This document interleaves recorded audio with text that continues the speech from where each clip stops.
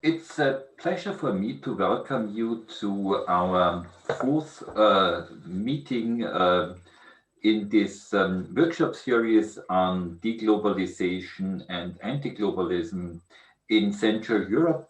And we have today, we end this our series with our first session, with our fourth session on globalism and anti-globalism, from socialism to post-socialism.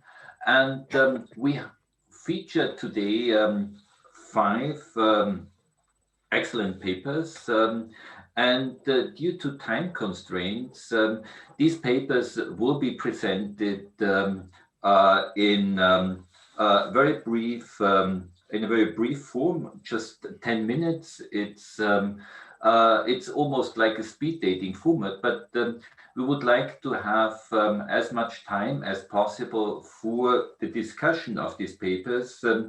We will have all five papers presented in a row, and then open up the discussion for all five papers. And we have scheduled about half an hour for the discussion.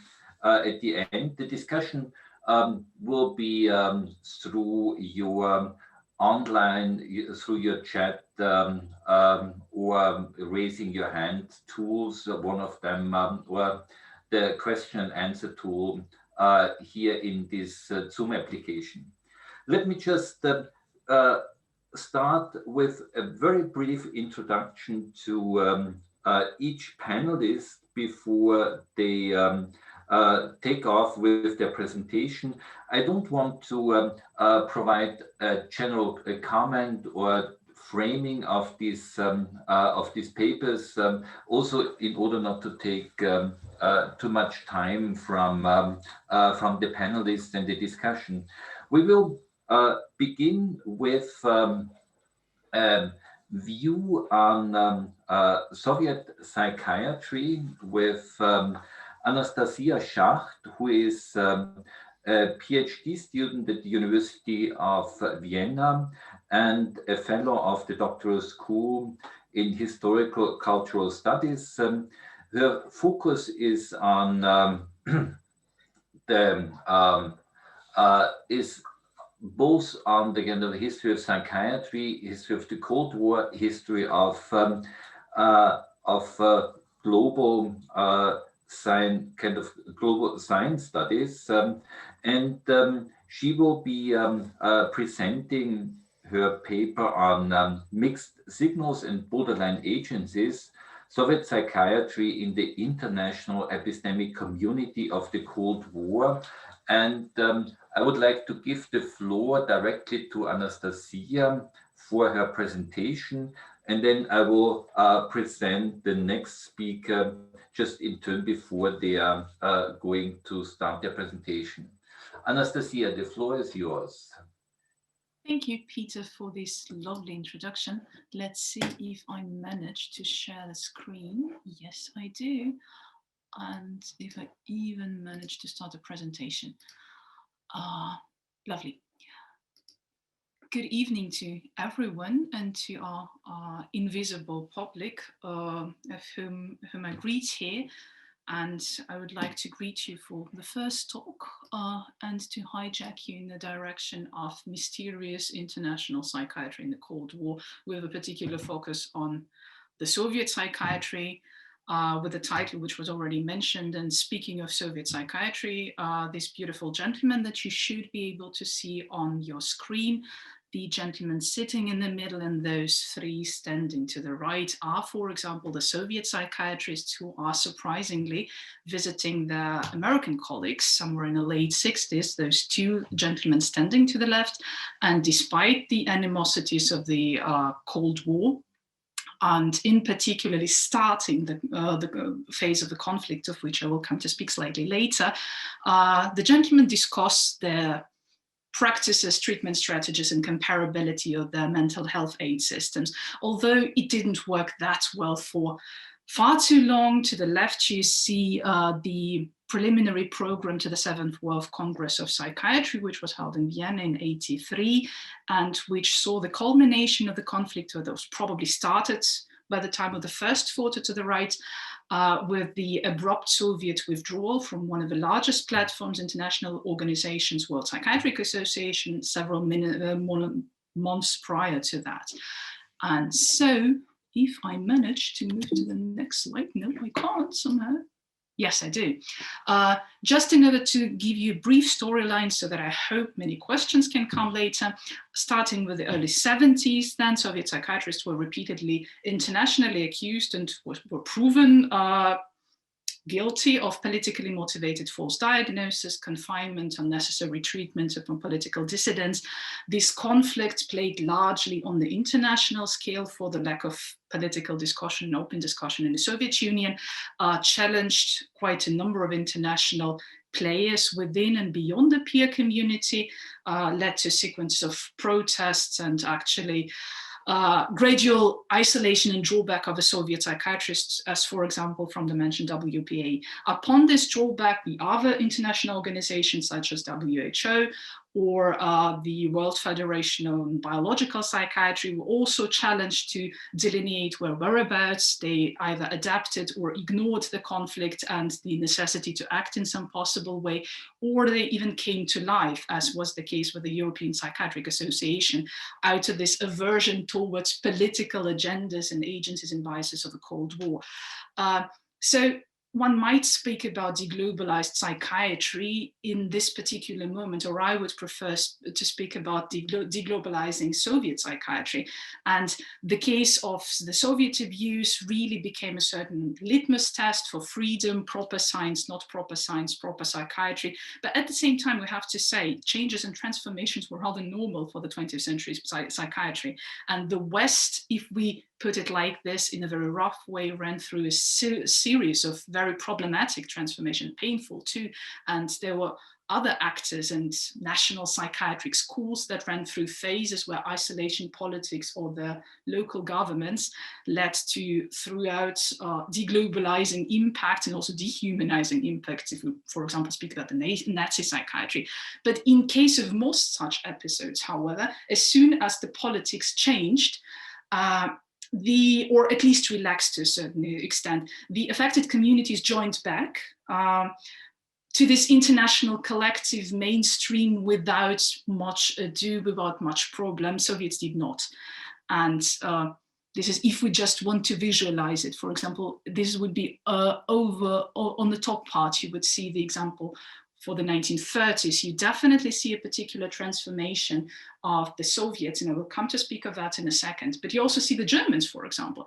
A generation later, the Nazi psychiatry is gone. And you see a particular fracture, yes, between the capitalist and communist, let's put it like this. And you see many lay actors join in the field, which I coded as those beautiful circles.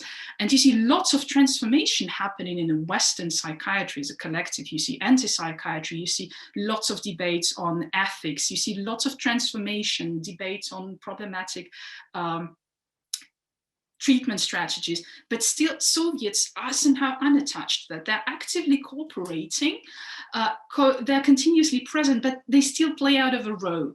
They and my major claim here is that there was indeed a huge fracture and deglobalizing momentum, let's put it like this, but starting rather early in the early communist period, where the state-driven processes actually attacked the very interface of the Soviet science, including Soviet psychiatry and Soviet medicine for sure, and paved the way to what later manifested itself as a fracture of the 1970s and 80s. And if wrapping them up in a very, very dense and short way, these would be the rupture of international contacts, absorption of science and medicine into this bureaucratic body under the state's control, completely coerced to the state, replacement of professional elites, and epistemic homogenization of practices. Those four gentlemen you see there ran through the sanction by the states throughout the 1930s to 50s. Most of them survived.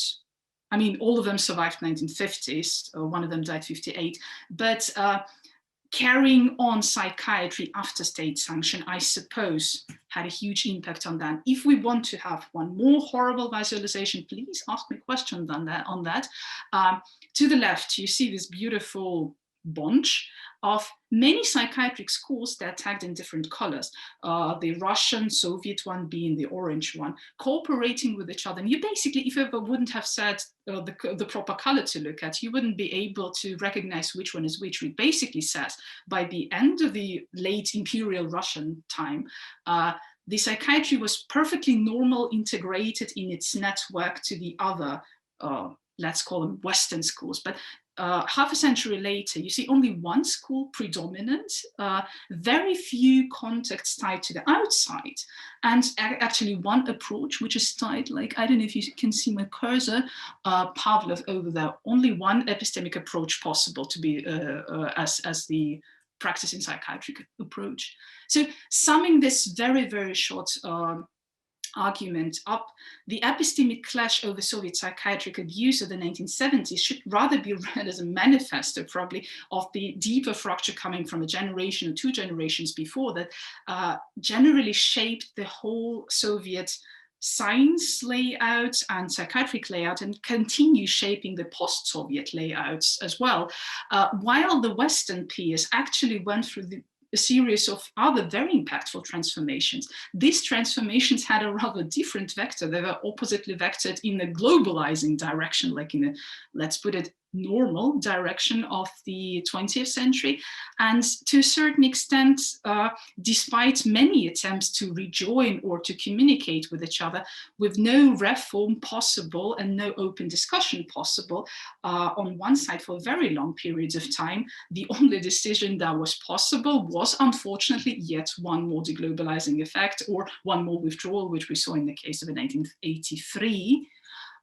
Yes, I think I even managed to wrap it up into 10 minutes, and I'm very aware that there are more questions and answers here. That is why I would be very much looking forward to your answer, to your questions. Thank you for your attention. Thank you very so much, Anastassiya, for this vivid and fascinating insight into this kind of Soviet psychiatry in times of during the Cold War and the epistemic rift between the Western and Eastern parts of the psychiatric community.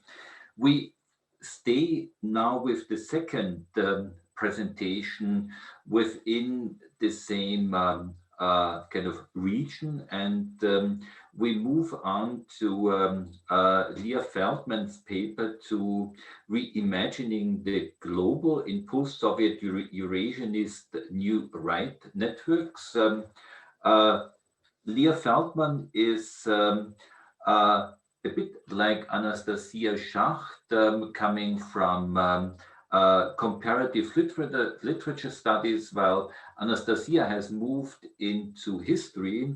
Leah Feldman is teaching at the University of Chicago at the Department of Comparative Literature, and uses this perspective to explore the poetics and politics of global literature and cultural entanglements.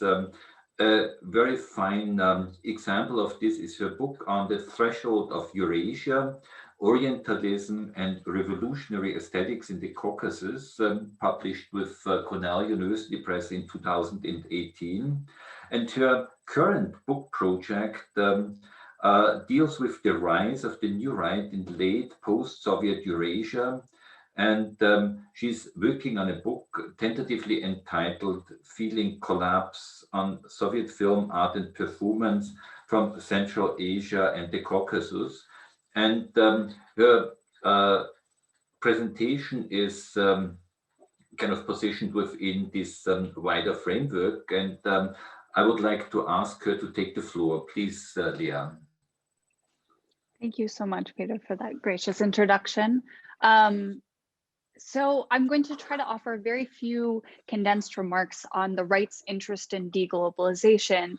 And on the one hand, this interest encompasses an attack specifically on the liberal international order, but it's also very much preoccupied with supranational geopolitical imaginaries, which are sometimes regional and sometimes extend across a global scope, as well as neo-traditionalism as an alternative kind of theological politics. And there are three aspects to think that I'm interested in thinking through the new right comparatively through. The first is the infrastructural and ideational linkages across the new right movements. And here I'm thinking of international conferences, publishing houses, open source publishing, virtual universities, blogs, podcasts, and then social media messaging boards.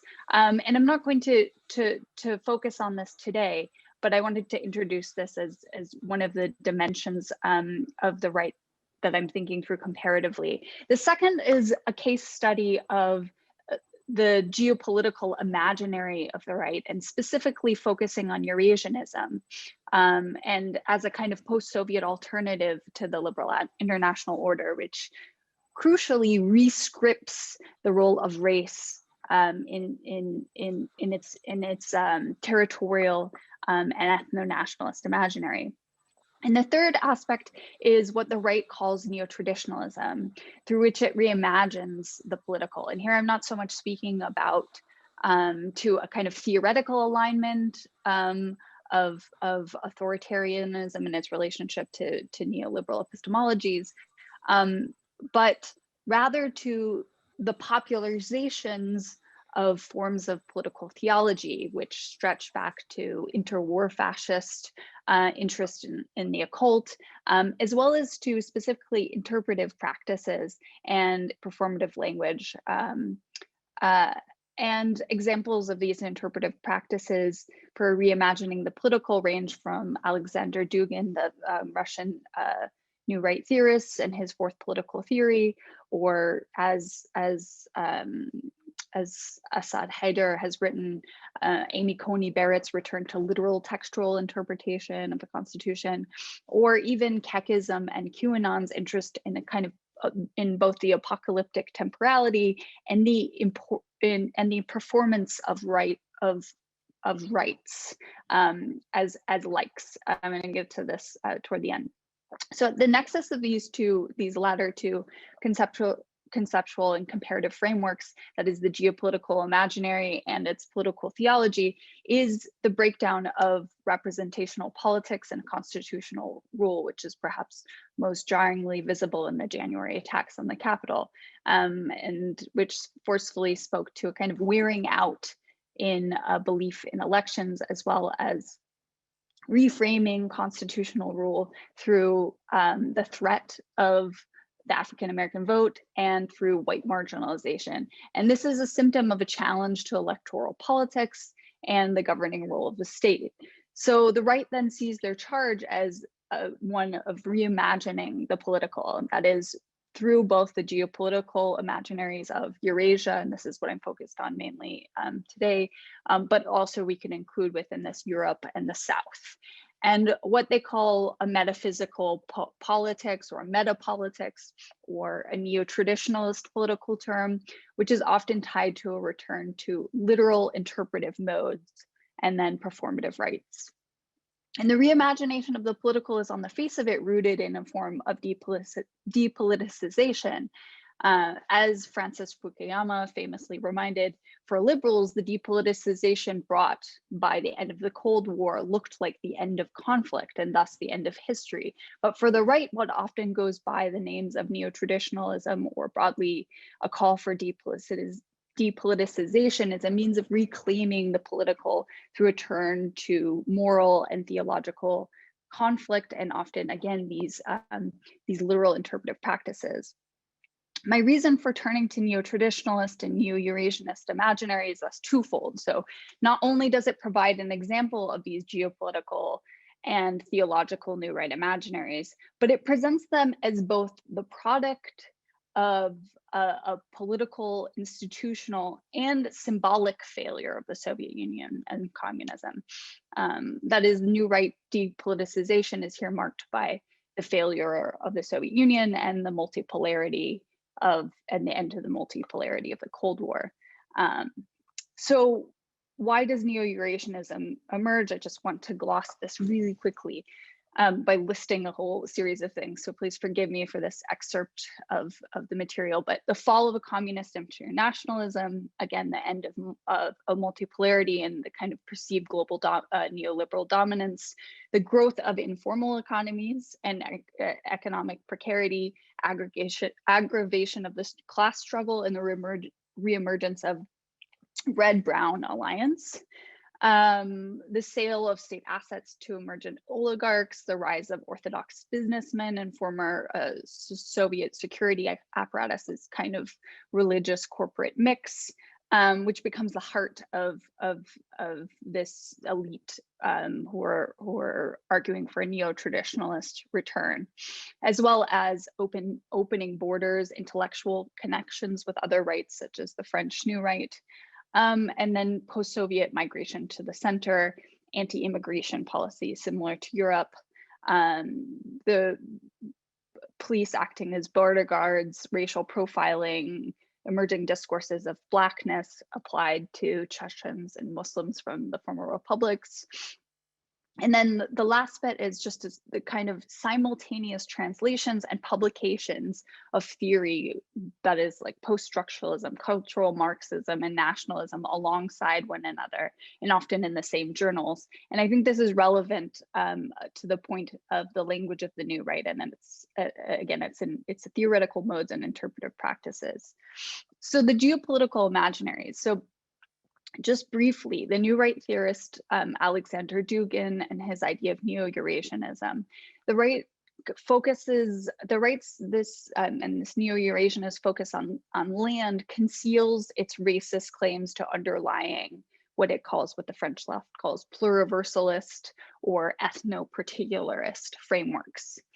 And this shifting conception of the political spatially and territorially draws the right's returns to land-based sovereignty claims of the 19th century. I'll bet here they're inflected by an imagined geography of Eurasia, Europe in the South.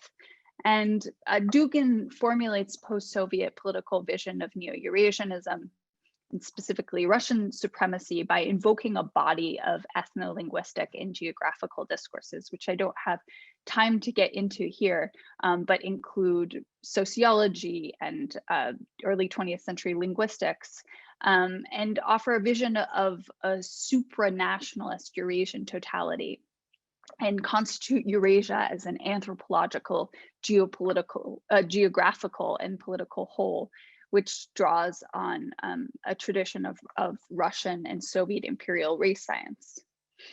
And the temporality of this new right is drawn from this neo-traditionalist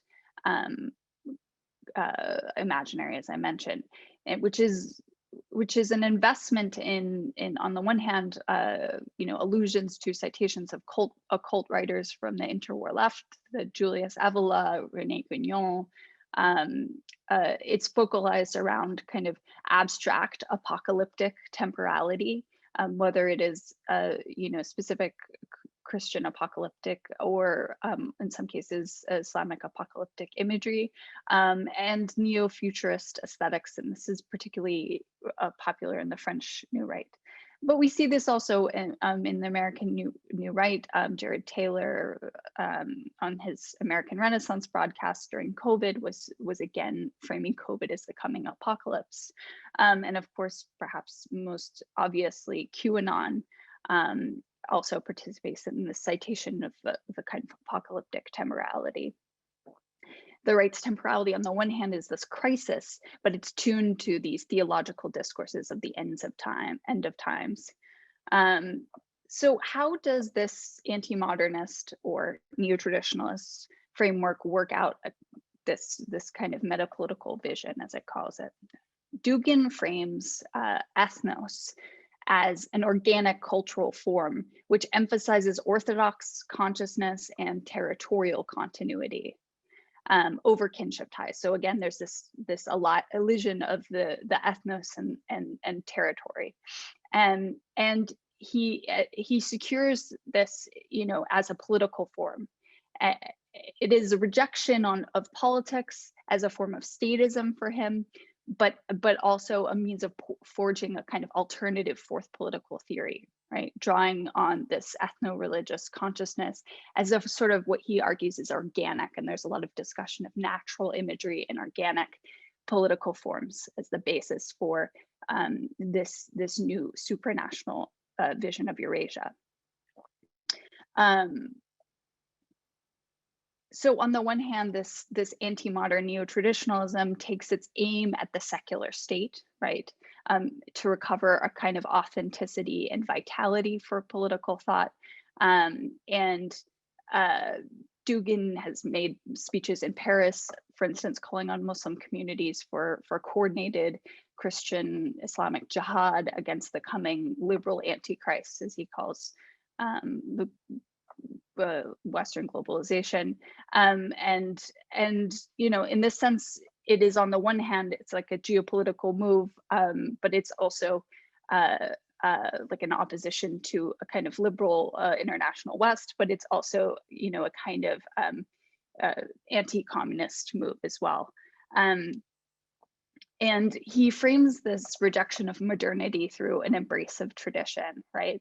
And a lot of times this operates through a kind of alternative logos of religious sects. And this is interesting, and I just wanted to offer a quick example of this. So this is his kind of interpretive practices.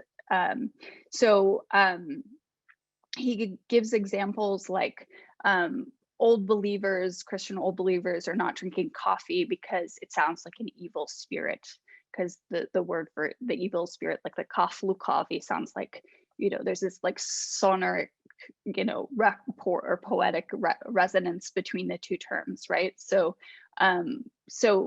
he draws out these kind of connections through, either mostly like linguistic and sonoric play sometimes.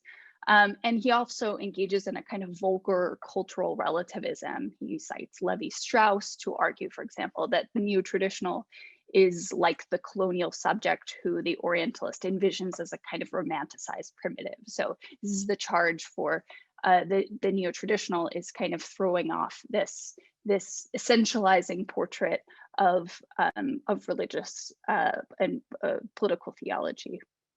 So he uses these kind of specific, and more generally, the right uses these kinds of specific interpretive practices, whether it's this turn to sound resonance or forms of literal interpretation of the Bible or Constitution, an interest in the kind of occult right and modes of knowledge production, where the performative act of liking something, that is to say, you see something on social media or and you like it, which is to not say it's an agreement, but liking the action of the sort of right of liking replaces the sort of value of the truth claim there.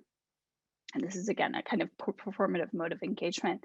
And this all provides the foundation for the right's investment in the supranational imaginaries of Eurasia or Europe or the South, while at once rejecting globalization for its kind of depoliticized or neo-traditionalist alternative politics. And I'll leave it there. I hope that wasn't too condensed. Thank you, Leah, for summing up a complex argument in a couple of minutes and providing us a very interesting view into the language of the new right, looking at Alexander Dugin, and within, as you call it so tellingly, with a geopoetic framework. And speaking about the language of the new right, this will be a very good way to link Leah Feldman's paper to the next paper that we are going to present to you, which is a paper by two authors, Roy Kimmey and Misha Appeltová, and it's dealing under the heading Deglobalization or Counter-Globalization, Gender Politics and Rights in East Central Europe, about a reframing of not so much of language, but a reframing of rights. And the two presenters are both from the University of Chicago. Roy Kimmey is a PhD student working on a dissertation on Romani migration, resettlement, political organization in post-war Hungary and Yugoslavia between 1945 and 2001, and has been also a political activist in this field, and he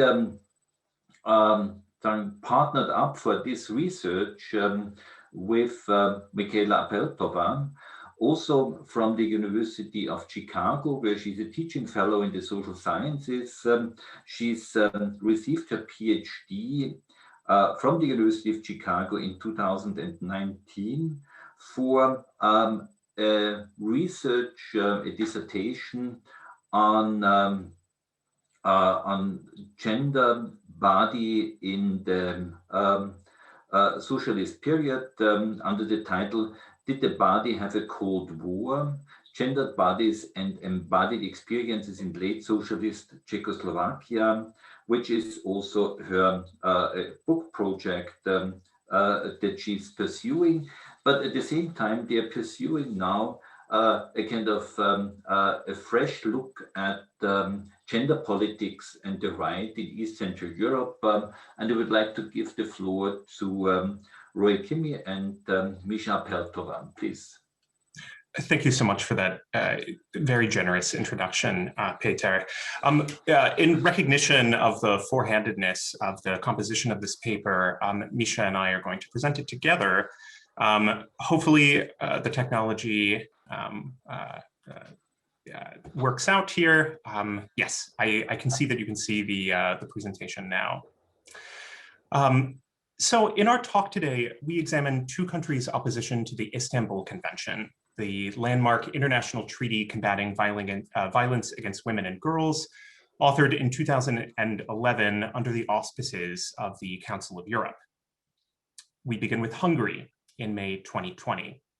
I'll allow Misha a second to. I'm sorry, I'm trying to put together both the text and I think we can leave the screen like this, if that's all right. Okay, so again, we're going to begin with Hungary in May 2020. The Hungarian parliament overwhelmingly vetoed accession to the Istanbul Convention on the grounds that it jeopardized national custom by imposing a foreign, open quote, gender perspective, close quote, and that it encouraged illegal migration. It resolved that Hungary would actively lobby against the convention's adoption within the EU. Next came Poland in July 2020. Though signed in 2012 by the previous government, Poland's current coalition is actively challenging the convention through the courts, arguing that it contravenes the Polish constitution, violates the rights of parents, and indoctrinates children in an open quote gay ideology of feminist creation. To conservative critics of Istanbul, several features distinguish it from past international conventions, for instance, the 1979 CEDAW. Among the most important of these is its definition of gender as a socially constructed category, which conservative opponents argue is an open quote Trojan horse of gender ideology, close quote. They further object to its description of violence against women as a form of gender-based violence, which they say amounts to discrimination against men and boys. And they further argue that this locates violence within the household itself. And finally, they claim that the convention's emphasis upon the structural nature of gender-based violence is a form of cultural Marxism. While the campaign against Istanbul has indeed a longer history in both countries, the Hungarian and Polish government's opposition to the convention, we argue, is neither a nationalist backlash against the overreach of supranationalist organizations, nor is it merely a means to political consolidation. Instead, we argue, these are the most recent victories of an intensive, coordinated, multi-year campaign organized by a transnational network of conservative social movements and political actors with their own regional variations. This is spearheaded by the Polish ultra-conservative legal think tank, Ordo Juris Institute for Legal Culture. The campaign now encompasses 23 national NGOs under the banner of the International Coalition for the Defense of the Family. And you can see a list of these organizations. Some of these might be familiar from their much publicized anti-LGBT campaigns of the last 10 years, and we have their logos on the right here. Its petition, this is Ordo Juris's petition, Stop Gender, Stand for Family, addressed to the President of the European Commission and launched as recently as June 2020, has so far collected 60,000 signatures. As the petition's preamble pronounces, only through the decisive voice of dissent expressed by all European nations will we be able to put an end to the plans of radical groups seeking to destroy our basic social structures. Anti-gender politics as counter-globalization. In our talk today, we discuss two organizations that have played key roles in the transnational campaign against the Istanbul Convention. We're going to consider first the Madrid-based petition platform Citizen Go, and then second, the Warsaw-based Ordo Juris Institute for Legal Culture, indeed the organization that launched this petition and brought together those 23 national groups. These, we argue, are models of present-day conservative counter-globalization. Rather than considering the movement as strictly antagonistic to the global liberal order, we follow legal scholars Doris Buss and Didi Herman in examining its global mindset, which is, and to quote them, neither solely a rejection of global change nor a backlash against social change. It is both of these things and a commitment to engaging with global processes. And indeed, both Citizen Go and Ordo Juris are part of a network of organizations that work within Europe and globally. Their goal is to counter an omnibus of gender-related rights, including access to abortion, reproductive and sexual health, LGBTQ rights, and sex education. So doing, they seek to shift the emphasis of the human rights order to the rights of the family. Put directly, advancing the anti-gender agenda presumes rather than rejects working within international institutions, including the UN and its agencies, the European Union, and the Council of Europe. I'll turn it over to Misha now, who's going to take a closer look at Citizen Go first, and then Ordo Juris second. Okay, thank you, Rai. Citizen Go is a Madrid-based online petition platform founded in 2013, and the multilingual extension of Spanish language Hazte Oír. Hazte Oír means make yourself heard, and you can see their infamous bus here on the picture. Through its leadership network, Citizen Go brings together an unlikely coalition of faith-based organizations and conservative groups, including the right-wing, radical right-wing Spanish Vox Party, Russian oligarchs and members of the Russian Orthodox Church, US and Canadian Catholic pro-life campaigners, and the World Congress of Families, a global organization based out of Rockford, Illinois, just around the corner. What brings these groups together is their promotion of the rights of the so-called natural family and opposition to gender ideology. Some of the most popular petitions of Citizen Go have been created by Polish and Hungarian conservative and right-wing groups, including Ordo Juris. These groups have taken up the petition as their go-to strategy, both in Europe and beyond. And a couple of these petitions are here in the picture, one against the Istanbul Convention and another one that I will briefly talk about. The petition, they contend, provides a space to voice Europe's silenced Christian morality and shows support for a given cause in numbers, in concrete numbers. Hungarian and Polish actors use platforms like Citizen Go to assert leadership positions and to advance engagement strategies within international institutions. So for example, before the launch of Ordo Juris' Stop Gender, Stand for Family campaign, the Citizen Go platform hosted numerous national petitions against the Istanbul Convention. One of them is here on the picture on the left. But Citizen Go's petitions are farther-reaching, aspiring to create multinational dialogue amongst conservative actors and to transform UN agencies. The current director of Citizen Go in Hungary, married to the American Citizen Go director, has brought Hungary's Fidesz government into conversation with Iowa State Senator Amy Sinclair, author of Iowa's restricted heartbeat law. Today, Citizen Go Hungary is agitating to transform the WHO, you can see the petition on the right, into a pro-family and pro-life institution. Inspired by the Trump administration's restriction on funds to, and then withdrawal from the WHO early in the COVID pandemic, Citizen Go Hungary contends that a boycott by other nation states will enable a reset of WHO's family and health policy agenda, which, among other grievances, quote, teaches children to change their sex freely, end of quote, thus threatening the parent-child relationship within a family. And more broadly, while acknowledging some positive impacts of WHO and other international institutions on lives globally, conservative groups insist that the UN must be stripped of its current anti-family ideological priorities. Now, Poland's Order Juris has similar ambitions to remake the European and UN order on pro-family terms, while simultaneously pushing domestic policy further yet. The lineage of Order Juris is complex and embedded within both Polish and international traditionalist Catholic groups. It was founded in 2013 by the Father Piotr Skarga Foundation for Christian Culture. This foundation, in turn, was the brainchild of the Polish aristocrat Sławomir Olejniczak. Olejniczak's CV includes stints as an instructor at the US-based Leadership Institute and patronage of chivalry summer camps organized by the Brazil-based neo-feudalist Catholic group Tradition Family Property, whose logo you can see on the furthest left. With strong links to the governing Law and Justice Party, Order Juris has profoundly influenced the Polish domestic scene. It has initiated local pro-family declarations that led to the creation of so-called LGBTQ-free zones that now comprise almost a third of the country, and proposed Poland's 2016 and 2020 anti-abortion laws. It has also recently increased its international lobbying activities, establishing an office in Brussels, and in 2017, it received the special consultative status with the Economic and Social Council of the UN.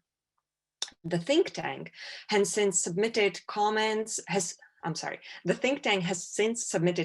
on drafts of EU and UN strategic documents on gender equality, reproductive rights, rights of the child, and others.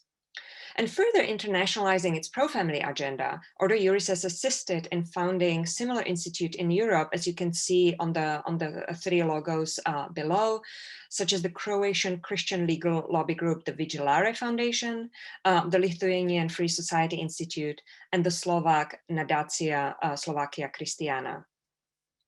Both Hungarian and Polish actors framed their anti-gender pro-family activities as a moral crusade, saving the European Christian family. Consider, for example, the announcement of the Hungarian Center for Fundamental Rights in support of the Stop Gender, Stand for Family campaign. Central Europe assumes and defends its values and does not allow ideologically extreme solutions to be introduced under the pretext of combating violence against women in order to weaken the traditional family model. That was a quote from the announcement. Comments like these echo similar statements by leaders and activists in Europe and beyond, who promote the region as the last bastion of the traditional family and Christian Europe writ large. In order to oppose the Istanbul Convention, Order Juris launched its own, the Convention on the Rights of the Family.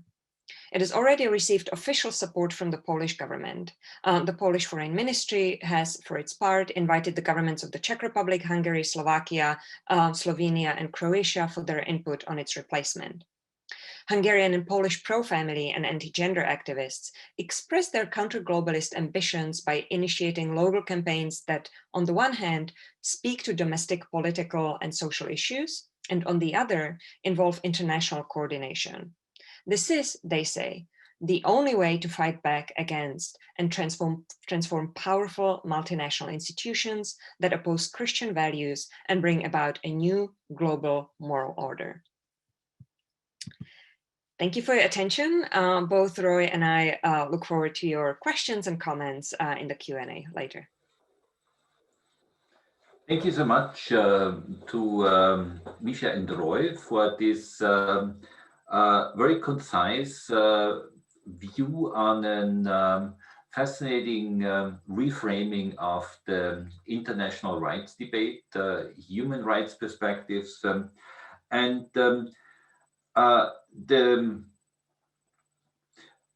person we saw in the first slide, Hungarian President Orbán, is now at the center of the paper that we will hear now. It's on Orbán's Nationalism as post-neoliberal hegemony, and it's being presented by Dorit Geva, who is was just moved to Vienna, and I'm very glad that Dorit is now together with the rest of the staff and students from the Central European University enriching the intellectual life of Vienna. She's working at the Department of Sociology and Social Anthropology, actually built the new BA program at the Central European University program, Central European University on culture, politics, and society. And her work has been on the politics of military service. She wrote a comparative book on France and the United States, entitled Conscription, Family, and the Modern State, a comparative study of France and the United States, which was published with Cambridge University Press in 2013.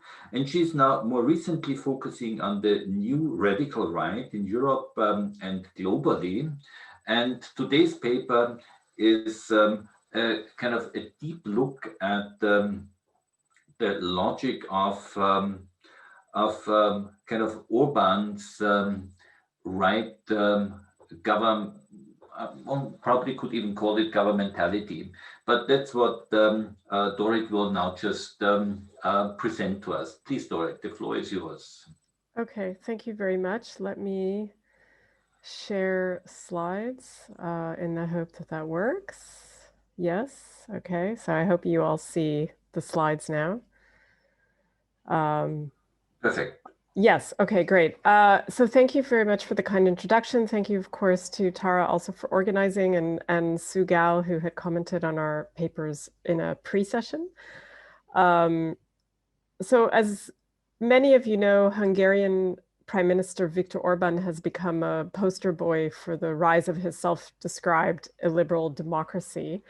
And many still struggle to identify what Orbanism represents. So these are just, because of time, I won't delve too much into these, but these are just some terms that have been used to try to identify what his political ideology and what his regime presents.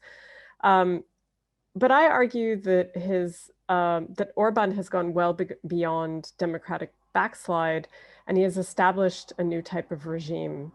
And so what I do in this paper is I employ a Gramscian method to analyze holistically the Orbán regime, especially with the tools developed by Gramscian scholar Bob Jessup, who is a British sociologist who developed, in my view, some of the most interesting work on the development on the contours of the neoliberal state from the 1990s. So I'm a sociologist by training, and that tends to be therefore the scholarly universe that I largely refer to, and also political science. So I think that such a framing enables identification of the overall logic of the contemporary political society shaped by Orbán and his ruling Fidesz party, and also the interlinkages between the social, political, and economic projects he has advanced. And so to that end, what I argue is that it's fruitful to analyze contemporary responses to crises of hegemony, which I think is exactly what happened in Hungary in the post-socialist era, by returning to 1980 scholarship on Thatcherism. And so therefore, I think also an interesting and fruitful point of comparison for trying to understand the present in Hungary is to think about developments that were occurring in the late 1970s and the early 1980s elsewhere, such as in the United Kingdom. Dorit, can I interrupt you really quickly? Yes. It's hard to see your slides. I don't know if you could either make it. Oh, sorry. I see. Is it because? Yeah, okay. Oh, much better. Thank you so much. Sorry, I didn't realize that if I minimized it, nobody. Okay, so can you, but it's okay now? Much better. Thank you so much. Okay. Thank you for the intervention. This is the perils of Zooming. All right, got it. I learned a lesson now. I can even expand it further. So just pardon me for a moment. Okay, sorry, except that now I lost my paper. So, all right, I'm with you. I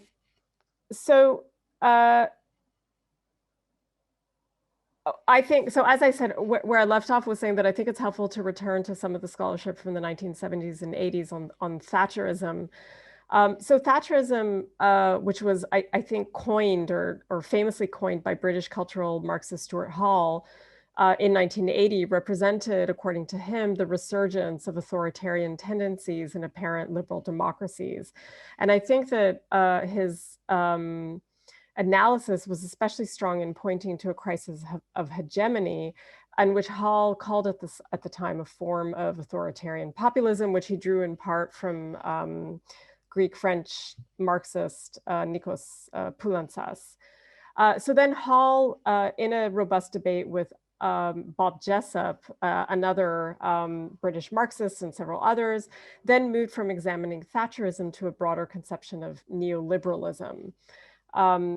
Jessup then developed a view of neoliberalism as having produced a regime which incorporates dimensions such as social reproduction, but also crucially from my perspective, it also represented a changed role and form of the capitalist state.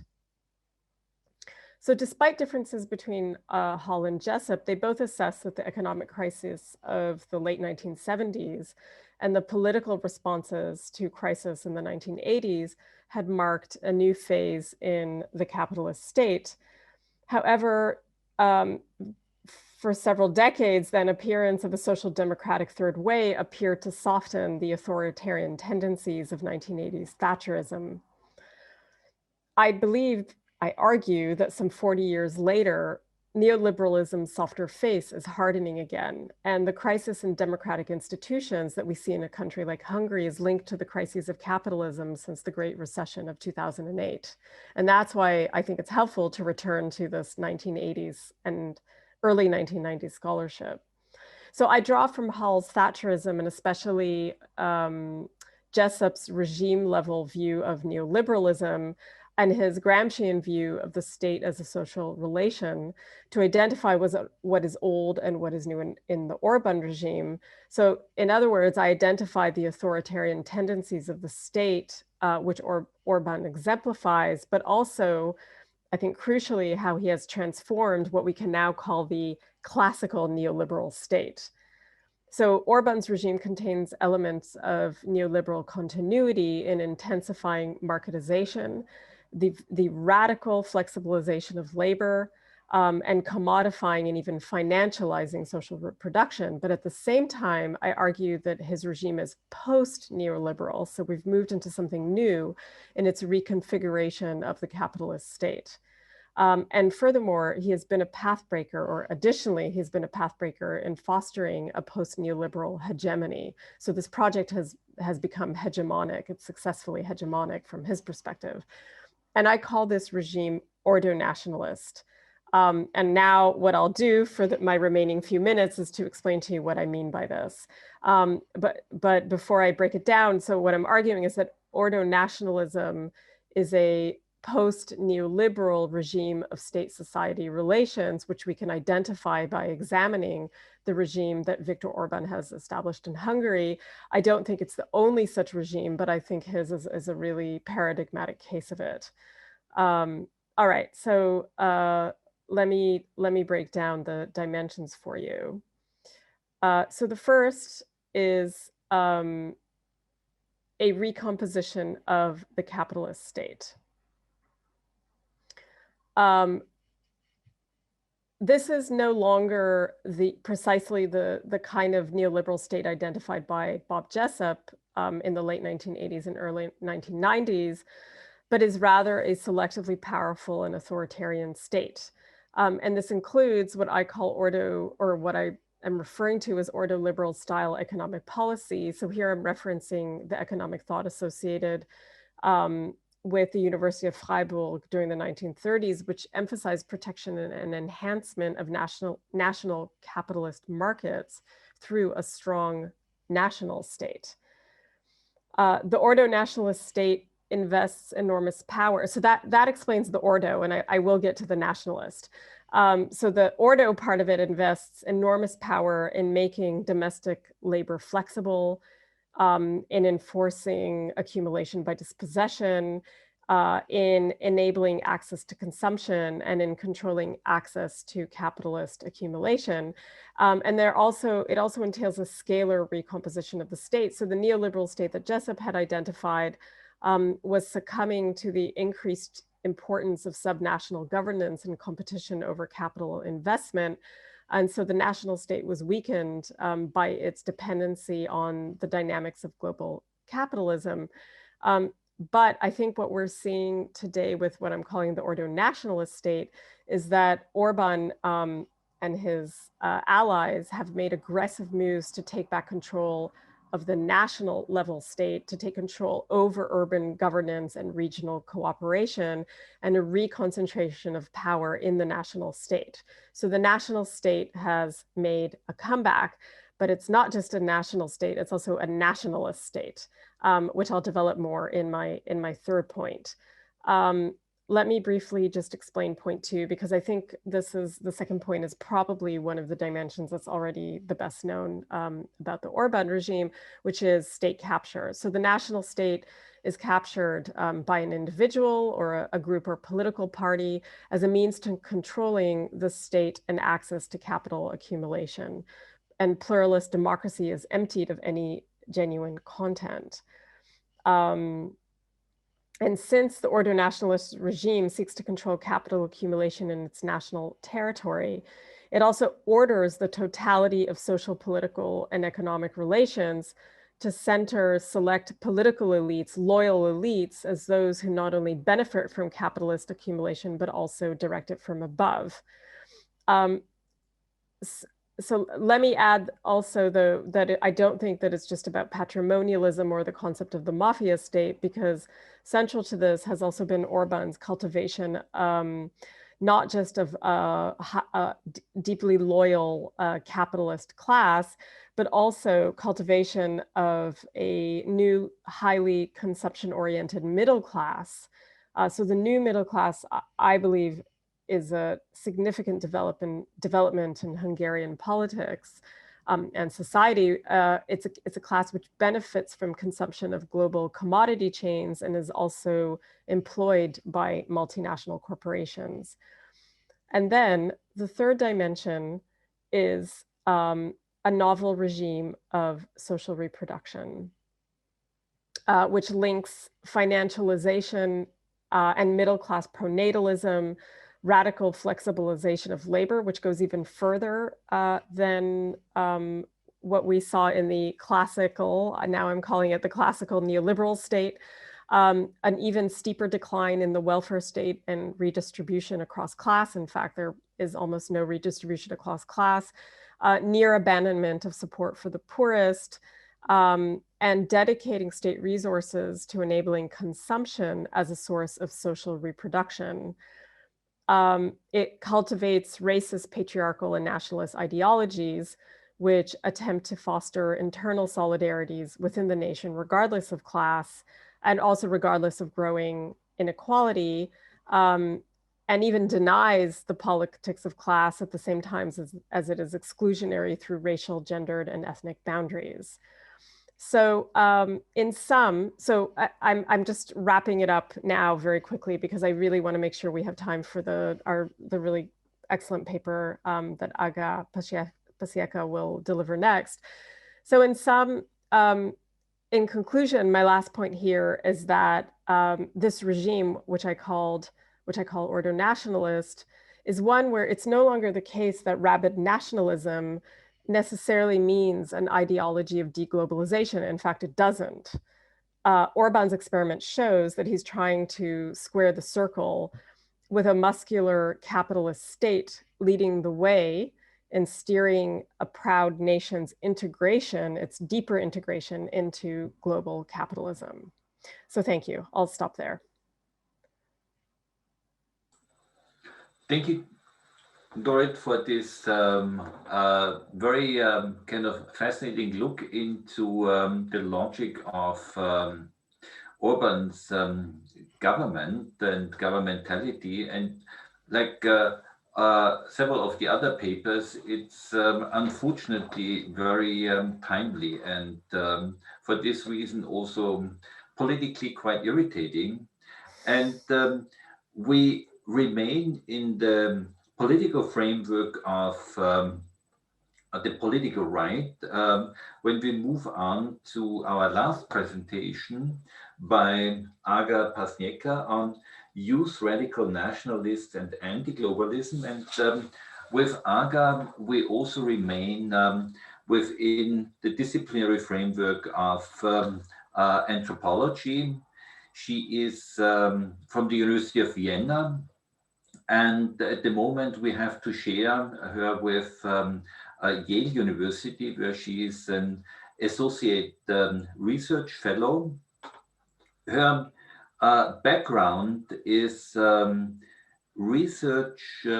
She started off her research for her doctoral dissertation, which then turned into a book on church state, church society state relations in Poland. And the book is Hierarchy and Pluralism, Living Religious Difference in Catholic Poland, which was published with Palgrave in 2015. And in Vienna, she started off her research on the transnational activities of far-right groups, and this is also the topic of her research that she's, or of the paper that she's presenting now. Aga, the floor is yours. Thank you so much, Peter. I will thank you very much to the organizers of this fantastic seminar. I'm just sharing my screen, and I hope you can all see it. Yeah, perfect. Can you see it? Yes. Yes. Yes. Perfect.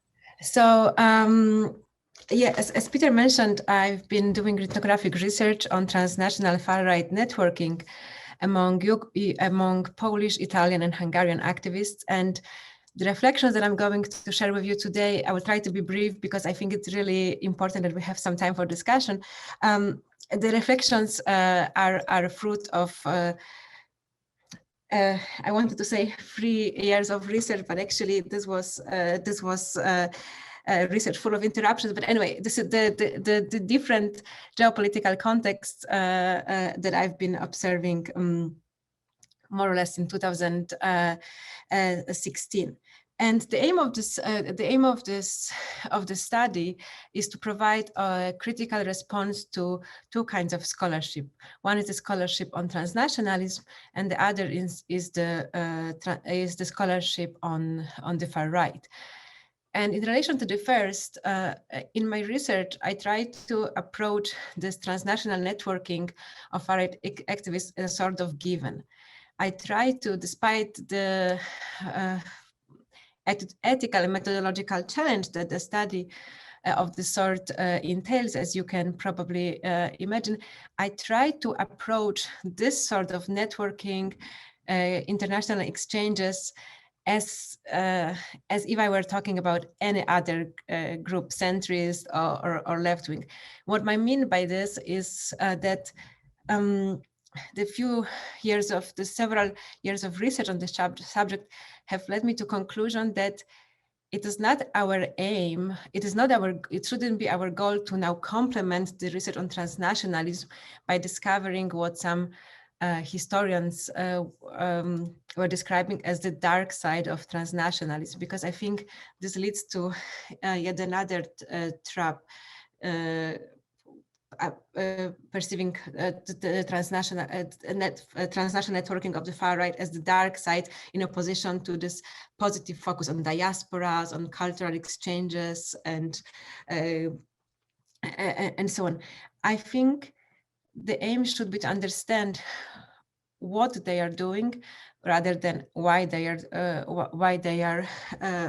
doing it, perceiving them simply as an actors who learned from each other, exchange tools, exchange knowledge as any other political group does. And this was my aim. And indeed, what I could discover when focusing on the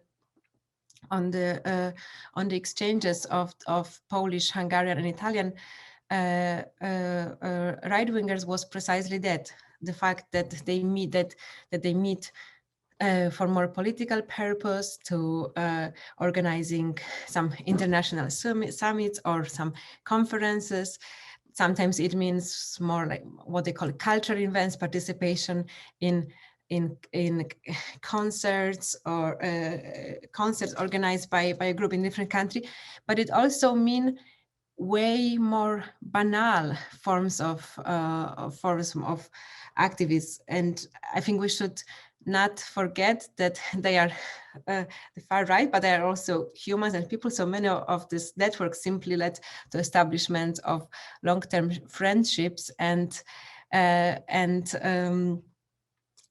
that go beyond this pure political strategizing. Here on the slide, you can on the right see a picture of a meeting of Hungarian and Polish activists, and on the left you can see the picture made by Italian organization Lealtà that the key Italian group I'm studying, which was made as a present to the Polish group, National Radical Camp, and they stress that what unites them is their struggle against the modern world. As to the second point, this critical engagement with the existing scholarship on the far right, I'm trying to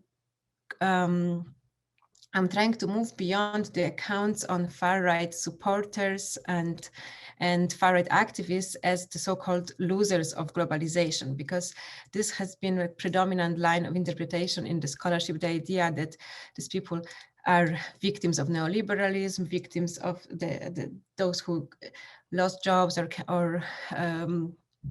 lost jobs, or as they are like victims of dispossession. This was the vocabulary that has been dominant in the discussions. And I'm trying to show that the picture is way more complex than that. Indeed, many of the people who nowadays vote on the far right are people in post-industrial areas, are people who in the past 30, 40 years ago would have voted for a communist party. They were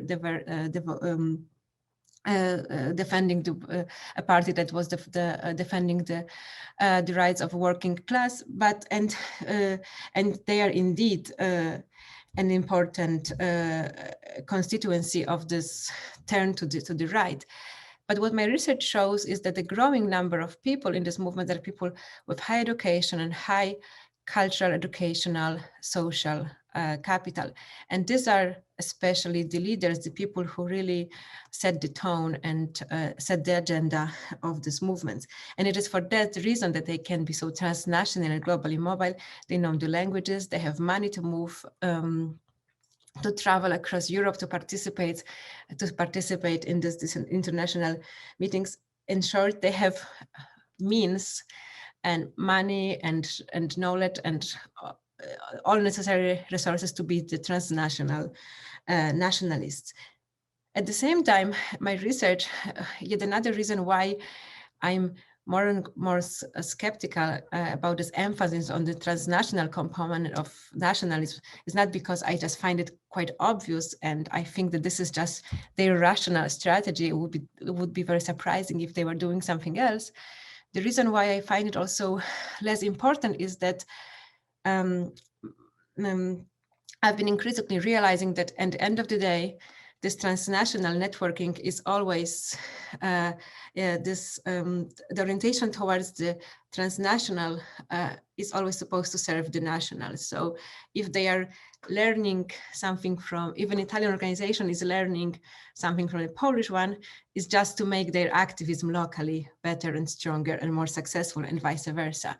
So the activities on the ground have been the most important. It's of course very interesting what's similar between this local activism in different contexts. So in a way, this research that I'm doing involves both the comparative and the transnational research.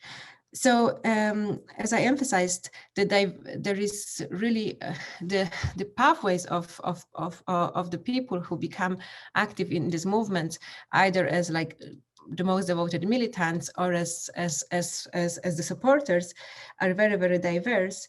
And I think, of course, the key to understand it is to understand how diverse the offer and the agenda of this movement have become.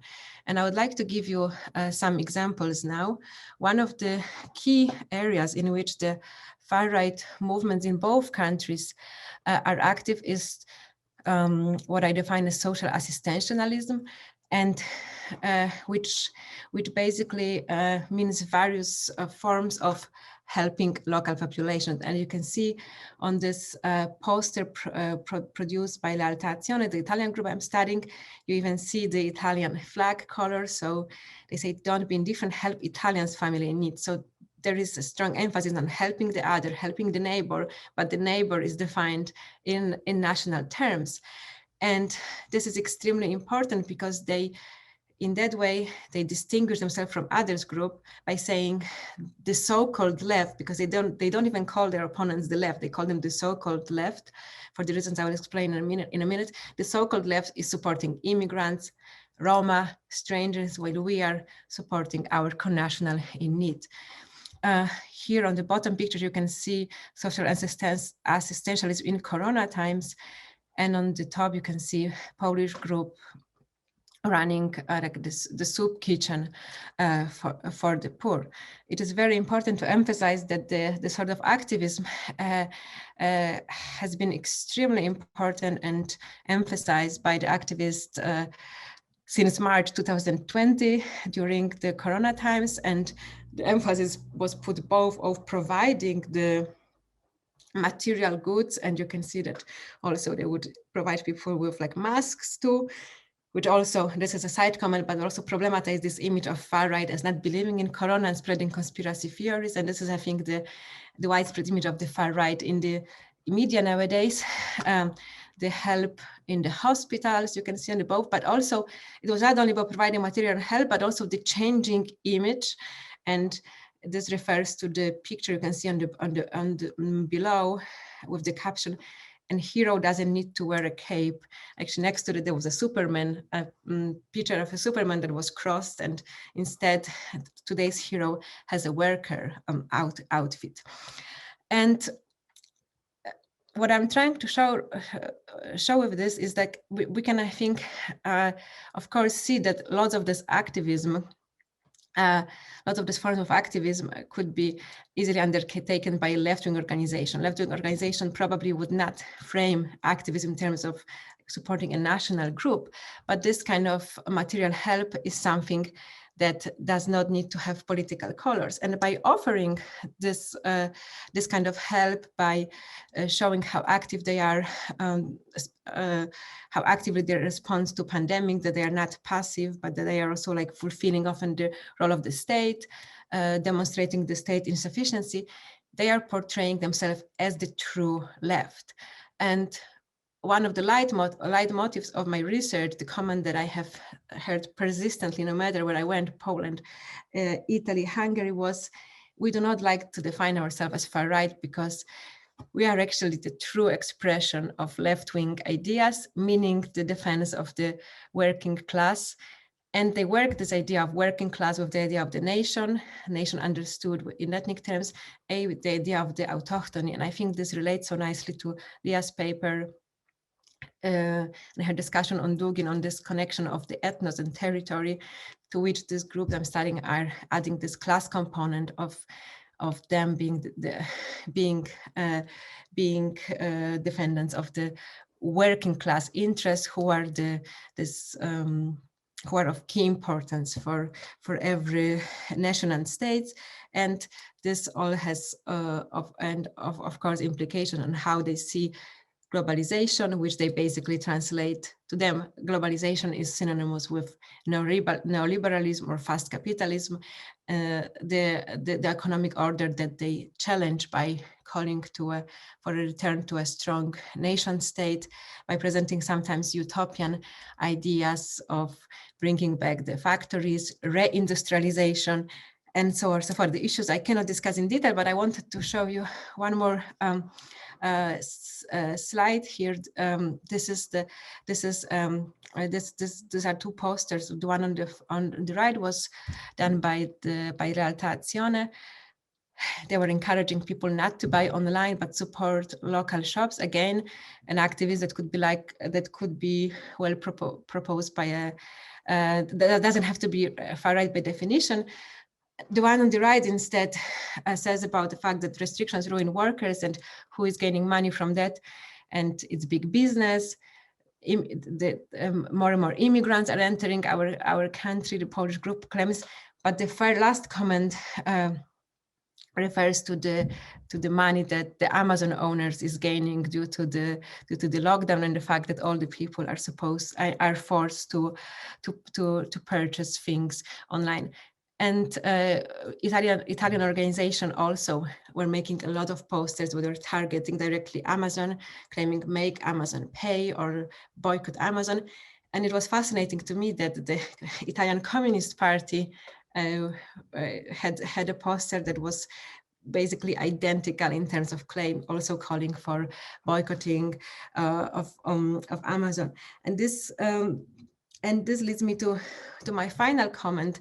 Of course, the relationship between the far right and the left and right is much more complex, way more complex than this activists would like to see it.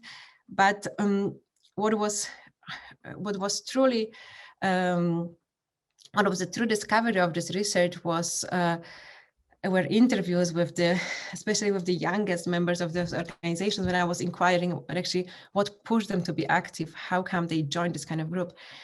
And I was really shocked how many people admitted that they had that they did not hold nationalistic, even right-wing views before. Very often it was a pure coincidence, as they put it, that they joined this kind of movement through a friend or because they attended a concert, and which of course show how successful these movements are in mobilizing the young people once they actually become members, when they actually encountered this movement for the first time, how much work is put in making them stay and in making them become engaged activists. But it also shows that this question that we've been asking all the time in last year is like, how come the far right is gaining so much support, could be also reversed and ask, where is the left? If so much of this will to be active that these young people express could probably find a path towards realization, as they put it, in the left-wing organization, had they encounter one. That's at least one of the reflections that comes from my study. I think I will conclude here, and I really look forward to the questions and comments. Thank you. Thank you, Aga, for this intriguing look at these two right-wing organizations and their practices and also their interconnections. I don't want to extend here any kind of remarks and comments, because we are unfortunately quite late. So we have from our the time that we have assigned for this session, there are just 7 minutes left, but I think we can probably extend or go extend our time for about 15 minutes. So then we have a bit more time, but please submit your question and comments here, either through the question and answer tool or through the chat, or even raise your hand. There is, I have here 2 questions by Victoria, one for Anastassiya and one for Misha and Roy. I just read them here. The first question to Anastassiya. How widespread was the exclusion of Soviet psychiatry from world trends? Was it the same for different areas of applied psychiatry? For instance, the Soviet psychiatric expertise in the field of criminology can be seen as more or less in line with international trends. Were there options for the dissemination of knowledge besides global international networks, for example, through communication between Soviet scientists and scientists from Central and Eastern Europe? Like children's clinical psychology should provide sufficiently convincing examples of the adaptation of Western trends through their application in Poland and Czechoslovakia. So the participation in Soviet experts, through the participation of Soviet experts in various international projects, such as the International Biological Program. Have there been publications by those involved in anti-psychiatry, for example, like Leah, accessible even to a limited circle of Soviet specialists? And the question by Victoria, Tumisha, and Roy: what is the role of femocracy or femonationalism as components of state discursive practice in Central Eastern European countries? Is this compatible with post-Soviet countries such as Belarus or Kyrgyzstan? And where are the resources for countering anti-gender policies? How can such resources be compared in terms of global, national, and local levels of women's activity? And one from an anonymous participant for Dorit, Geva: I found your framework extremely interesting. If Hungary is becoming an ideological ordo-nationalist state, is there not a looming future confrontation with second, reality of its huge labor shortfall and increasing number of guest workers, and its fiscal reliance on EU funds and debt? Maybe we can just start with these two questions. First, I turn to Anastassiya for answering the first question, and then to Roy and Misha for the second, and then to Dorit for the third question. And please keep on posting questions here. Thank you so much. And thank you to Victoria for, well, this is quite a bunch of very, very good questions. First of all, what I also forgot in the closed session, which probably relates to Mate's question from the closed part, and which is relevant now, as you, Victoria, mentioned psychology and children's psychology. When working with psychiatry, I repeatedly make this experience, you really have to define psychiatry is not psychology, not psychoanalysis, which is the reason why it's also funny to talk to Etkin, to Alexander Etkin, who was mentioned by Mate before, because he also knows, because the people who are, so the professionals, if we approach them as ethnographers to a certain extent, they get completely mad if you call them psychoanalysts or psychologists. So after a certain while, I do not work with psychology, although it is a very interesting overlap, especially with relation to Cold War, and psychoanalysis also have to be left largely away from the psychiatric conflict, although yes, there are beautiful overlaps. So psycho-related sciences would be probably an overarching term. Speaking about the exclusions of psychiatrists in this regard, yes and no, depending on the subject area and depending on, largely, I would say, how much politics you can bring into it. So if for the early 60s, 70s, there is still a beautiful balance with those very distinctive patterns of treatment that Soviets do and the Westerners don't do. For example, where the Soviets do hunger therapy, the Westerners really look at them. I mean, I'm over simplifying it by saying Westerners and the Soviets, but still, and really, if not replicate, then definitely appreciate the strategy. The Soviets are indeed the first ones. So they never had lobotomy, but they also banned lobotomy rather early. There is a beautiful article by Benjamin Zajacek on that. If you're interested, please read him. He's great on that. Soviets were also very attachable with relation to cybernetics and to psychopharmacology, also speaking of Zajac, who claims this to be a Soviet way out of the conundrum about you have to open the field for discussion and change of the epistemic approaches, but you can't do it around the 1950s and 60s, because then you will have to start a political discussion in the field as well. And that is why you try to attach to the Western approaches that are politically safe. You also asked about anti-psychiatry. There is no anti-psychiatry in the Soviet Union, but they partially so Soviet colleagues who are entitled to travel abroad are aware of the fact that there is anti-psychiatric movement in the West.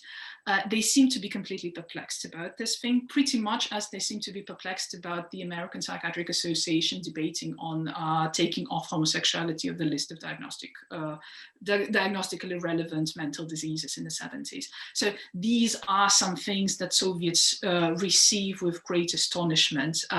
So it is not like they can passively perceive certain things. They can contribute on the levels that are not attached to politics. When it comes to politics, they try to interpret it in any possible way, so that they can move out of the problems. And dissemination through, I would call, alternative platforms, yes. The Soviets at some point really, I have an impression, try to divert their interest to the socialist states and try to establish their platforms. At some point when they withdraw from the WPA, for example, I have an impression from the sources that they really want to establish their own small WPA for the socialist countries. The tiny little problem is that socialist countries don't play along. So they really continue to do, to cooperate with, as far as they can, with the larger established international organizations. With the other ones, as I briefly mentioned, you don't even have to opt for socialists or not socialists, for WHO cooperates anyhow. And speaking about socialist countries, they're crucially important because, yes, you're completely right. They seem to be a sort of boundaries on mediating technologies. For example, psychopharmacology, for the Soviets, avoid buying patents, right? They don't want to do it. They reinvent antipsychotics, for example, or many other drugs, or they import them silently via Hungary, for example, haloperidol, Haldol from Hungary, via Hungary from Belgium. Nobody speaks about that, but those networks really do work. They're also semi-official, and this is where I suppose I should give the floor to the other presenters. Thank you. Mm-hmm. Misha and Roy, you still have it on. You still have your question? Yes, yeah. Yes. Thank you. Thank you for this wonderful set of questions, Victoria, as well. One of the exciting things about presenting new work in a public forum like this is exactly these sorts of questions that we weren't anticipating, but are looking forward to looking into a little bit further. The connections with Kyrgyzstan and Belarus is not something we've explored so far. Indeed, our project was focused primarily on these organizing vehicles rather than exclusively state discourses of gender, of anti-gender politics. One of, maybe, I don't think this is necessarily a satisfactory answer to this very good question, but one of the things that I think Misha and I found quite striking is indeed the leadership of much of these organizing vehicles that we researched are women. And in a number of these, in their public profiles, but also in conference meetings and transnational organizing meetings as well, there's always a return to referencing one. The presenter will make a return to beginning the presentation with almost an apology for having a position of authority within this movement, and indeed this is something that we've observed from a number of political speeches from the deputy leader of Fidesz, for instance, Katalin Novak, who spoke at one of these organizing meetings that we looked at. So indeed, an emphasis upon a primary role as mother. What are the resources of countering anti-gender policies, resources for compared globally, nationally, and locally? Some of those important resources that we drew upon in attempting to map out these institutional networks were reports compiled by transnational and multinational human rights organizations, for instance, Open Democracy, groups like the European Parliamentary Forum on development and population. So indeed, this is, I think these mutually influencing roles between local actors, transnational actors, but also the ways in which they're speaking to these Europe-wide research networks and advocacy groups is an important part of this project that Misha and I are still developing. Thank you. Then I would like to hand over to Dorit. Okay, thank you. So the question by an anonymous attendee is a very good question, which I think in essence is about the potential contradictions that might undermine the Orban regime, or what I'm calling this ordo-nationalist regime. And I think it's a really excellent question. So indeed, in the full written paper, that is actually where I leave it off, by noting that ordo-nationalism is a response to contradiction, and it generates its own internal contradictions. And one of them is precisely this contradiction between, on the one hand, this radical flexibilization of labor and even disdain for the working class, which has created severe labor shortages in Hungary through dramatic outmigration. Nobody really knows the statistics because those are suppressed by the government. By some accounts, more Hungarians have parted from Hungary since 2010 than following the 1956 revolution. So there is extensive outmigration and indeed a labor shortage, but at the same time, but then the nationalist anti-migrant ideology, which refuses to incorporate the idea that one can add to the labor pool by increasing immigration. So I think that is one contradiction. And then the other one, which you very correctly note, is fiscal reliance on the EU and also on debt. So that the need to feed oligarchies, the pressure to feed oligarchies, but also to convey success in steering capitalist markets by also having to turn to creditors. And the EU is, I don't think, however, that the EU is the main problem. I think the creditors that might be an issue in the future are China and Russia, because what is notable in Hungary is that nobody actually knows, I mean, I suppose just Orban and his closest allies know the extent of debt that has been taken by the Hungarian state from China and Russia.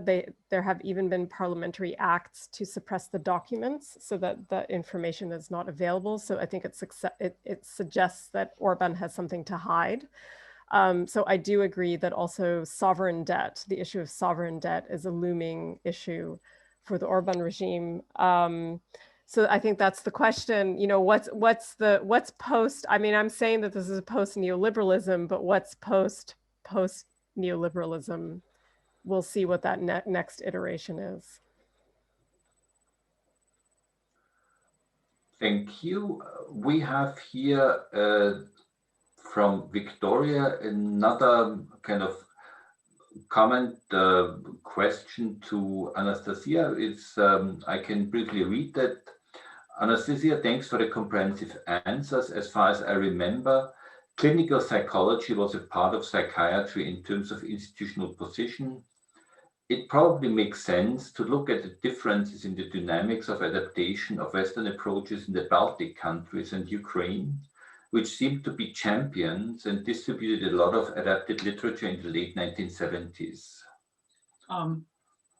Yes.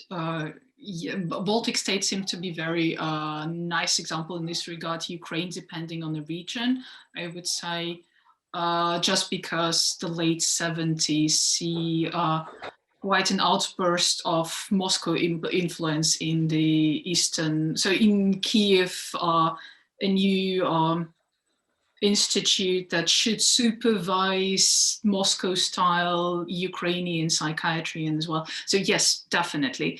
And considering the distribution for sure, clinical psychology, there is the yes and no.